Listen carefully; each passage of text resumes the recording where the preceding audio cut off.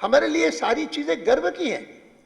और उसमें उन्होंने जो हमको वाक्य दिया, मुझे याद है, वो बहुत, मेरी उनसे जितनी वार्ता हुई थी उन दिनों में, खास करके जब जनता पार्टी में हम लोग सभी थे और ड्यूअल मेंबरशिप की बात चली थी, तो हम में से बहुत सारे लोगों के मन में ये था कि अब इस पार्टी में लगता है कि हमको रहने नहीं देंगे, और ये बहाना बना करके कि इनकी ड्यूअल मेंबरशिप है, ये राष्ट्रीय स्वयंसेवक संघ के भी स्वयंसेवक हैं और साथ साथ राजनीति में भारतीय इस जनता पार्टी के भी के सदस्य है, ये दोहरी मेंबरशिप है। विचित्र तर्क था, लेकिन उसके आधार पर वो हमारे खिलाफ कोई ना कोई एक्शन करेंगे। तो उनसे बात होती थी तो वो बहुत एंथुजियास्टिक नहीं थे। अरे भाई, एक पार्टी में आ गए, अब निभाएं जैसे जैसे हो सके निभाना। हमने बातचीत की और बातचीत करके मैंने कहा कि आखिर तो हम में से बहुत सारे लोग तो आज राजनीति में आए इसलिए क्योंकि स्वतंत्र भारत के स्वतंत्र होने के बाद राष्ट्रीय स्वयंसेवक संघ ने राजनीति में दिलचस्पी लेनी शुरू की, और हम में से कुछ लोग संघ के प्रमुख अधिकारियों में से उनको लगा कि एक राजनीतिक दल बनना चाहिए और इसीलिए बना। तो उन्होंने कहा कि नहीं, अब जैसा है वैसा ही चले तो ठीक है, कोई बात नहीं, इसी में निभा लेंगे। मैंने कहा मुझे नहीं लगता कि ये ठीक रहेगा। उस वार्ता को मैं नहीं यही छोड़ता हूं, इतना ही कहता हूं कि उन्होंने स्वीकार किया कि ठीक है, होने दो ये, और जब वो फैसला करेंगे अपना, हम उसी दिन करेंगे। घोषणा हुई अभी कि स्थापना दिवस है 6 तारीख को, 6 अप्रैल को। मैं हमेशा याद करता हूं संयोग कैसा है कि 6 तारीख को दिल्ली के एक मैदान पे सारे देश भर के लोग इकट्ठे हुए, सोच करके कि 4 तारीख को जनता पार्टी की ओर से प्रस्ताव पारित होगा कि जिनका भी राष्ट्रीय स्वयंसेवक संघ से संबंध है वे जनता पार्टी में नहीं रह सकते, ड्यूअल मेंबरशिप है उस पर से निकाल देंगे। तो हमने कहा कि वो निकाल देंगे तो उसके 2 दिन बाद हम 6 तारीख को अपना फैसला कर लेंगे, जो भी करना होगा। और संयोग ऐसा हुआ कि उस बार 4 अप्रैल फ्राइडे था, जिसको कि ईसाई मानते हैं कि वो गुड फ्राइडे है, जिस दिन ईसा को सूली पे चढ़ाया गया, क्रूसिफिक्शन हुआ ऑफ क्राइस्ट। और 6 तारीख को, 6 अप्रैल को संडे था, जिसको ईस्टर संडे कहते हैं। और Easter Sunday is that day जहां ईसाई मानते हैं कि क्राइस्ट का रिसरेक्शन हुआ था, फिर से उनका जन्म हुआ, पुनर्जन्म हुआ उनका। तो मैं अनेक बार तब खास करके केरल में गया था और ईसाइयों के बीच था, तो ये बताता था कि हमारा जो है, हमारा जन्म कैसे हुआ। हमारा जन्म रिसरेक्शन के रूप में हुआ ईस्टर संडे को, और जबकि हमको सूली पे चढ़ाया गया 2 दिन पहले। और मैं इस बात का जिक्र इसलिए कर रहा हूं क्योंकि मैं पर्रिकर जी को गोवा की विजय के लिए केवल इसके लिए मैं बधाई नहीं देता हूं कि वहां पर अच्छा शासन उन्होंने किया है, अच्छी सरकार चलाई है, ईमानदारी की साख बनाई है भारतीय जनता पार्टी की, जो कि एक प्रकार से मैं मानता हूं कि वो चाहे वाजपेयी जी की 6 साल की सरकार हो, चाहे आज जितनी सारी सरकारें भारतीय जनता पार्टी की अलग अलग प्रदेशों में चल रही हैं, या हमारे सहयोगियों के माध्यम से पंजाब में चल रही है, बिहार में चल रही है, तो ये साख ईमानदारी की तो सबकी है।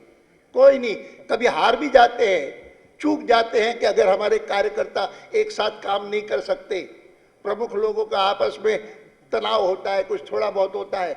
इसीलिए 2 भाषण आज सुबह के सुन करके मैं तो हैरान हो रहा था कि जितने सारे आज प्रमुख नेता पार्टी के हो सकते हैं, उन सबका नाम लेकर के एक एक की कितनी तारीफ की हमारे शिवराज जी ने। किसी को नहीं छोड़ा, सभी की और खूब तारीफ करते रहे, सबकी। और मुझे लगा कि वास्तव में ये दोनों भाषण जो थे, उनका हो या अपने नरेंद्र जी का हो, दोनों में छाप मिलती थी। जो बात हमको वाजपेयी जी ने 1980 में कही थी कि let the party that we are forming today, 1980 में, let this be a party with a difference. Hindustan के राजनीतिक दलों के बारे में आम लोगों के मन में अच्छी राय नहीं है। सबको लगता है कि ये सब भ्रष्टाचार में डूबे हुए हैं, भ्रष्टाचार को कंडोन करते हैं, कॉम्प्रोमाइज करते हैं। लेकिन उन्होंने कहा कि ये पार्टी जो हम आज बना रहे हैं वो वैसी पार्टी नहीं होगी। It will be a party with a difference. इसमें एक दूसरे के प्रति ईर्ष्या का भाव नहीं होगा, एक दूसरे के प्रति टीम स्पिरिट के साथ काम करेंगे। ईथॉस होगा टीम स्पिरिट का, इंटरनल डिसिप्लिन होगा, चाहे किसी को संकोच नहीं होगा अपने मन की बात कहने में। किसी को भी जाकर के अपनी बात कह दे, इसमें कोई आपत्ति नहीं। लेकिन जैसे अध्यक्ष जी अभी अभी कह रहे थे ना कि चाहे जो जाकर के टेलीविजन के सामने बोलता है, ये नहीं चलेगा।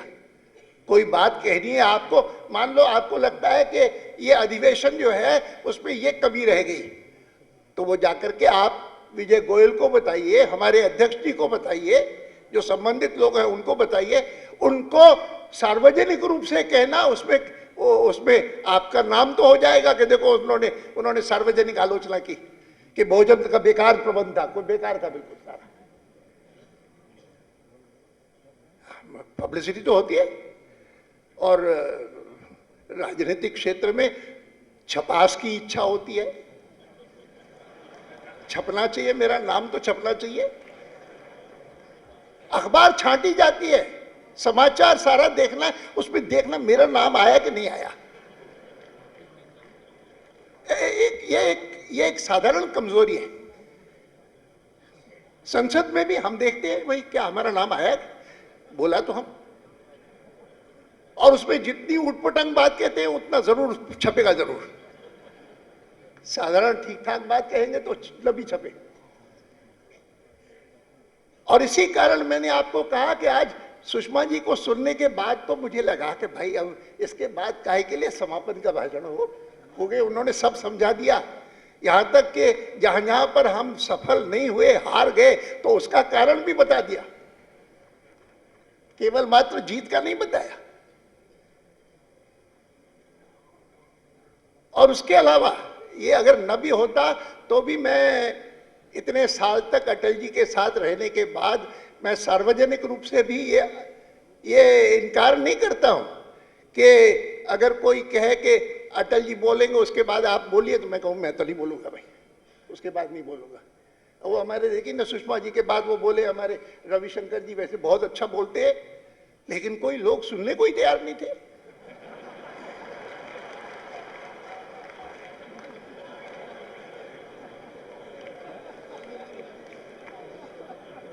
तो उनकी मुश्किल हो रही थी, मुझे दिख रही थी, क्योंकि मुझे हमेशा अनुभव हुआ है इस बात का। और मैं सुषमा जी को कहता भी हूं, मैंने कहा जिस प्रकार का कॉम्प्लेक्स मेरे अंदर अटल जी के भाषणों ने डेवलप किया, कि मुझे याद है कि एक बार वो जब 1968 में अध्यक्ष बने जनसंघ के, पंडित जी के देहांत के बाद, और 68 से लेकर के और 4 साल तक 72 तक अध्यक्ष रहे, और 73 में उन्होंने मुझे कहा कि अब तुम अध्यक्ष बनो। मैंने कहा मैं अध्यक्ष नहीं बनूंगा। तो उन्होंने कहा क्यों? तो मैंने कहा कि मैं बोल नहीं सकता। तो उन्होंने कहा पार्लियामेंट में बोलते तो हो ही। मैंने कहा पार्लियामेंट में बोलना एक चीज है, और सार्वजनिक सभा में, बड़ी रैली में बोलना, जहां पर 5-10 हजार 15 हजार लोग हो, जैसे आपको सुनता है, मैं सुनते सुनते सुनते मेरे मन में ये कॉम्प्लेक्स हो गया कि मुझे पब्लिक मीटिंग में नहीं बोलने आएगा। पार्लियामेंट में मैं बोल सकता हूं, उसमें कोई दिक्कत नहीं। तो मैं सुषमा जी को कहता हूं, तुम भी मेरे अंदर वही कॉम्प्लेक्स क्रिएट करती हो।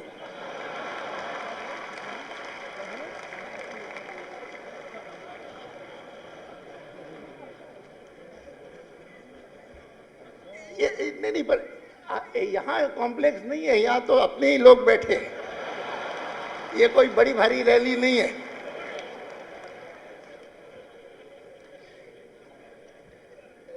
लेकिन मैं दोनों को सुनते सुनते मुझे लगा कि जो चीज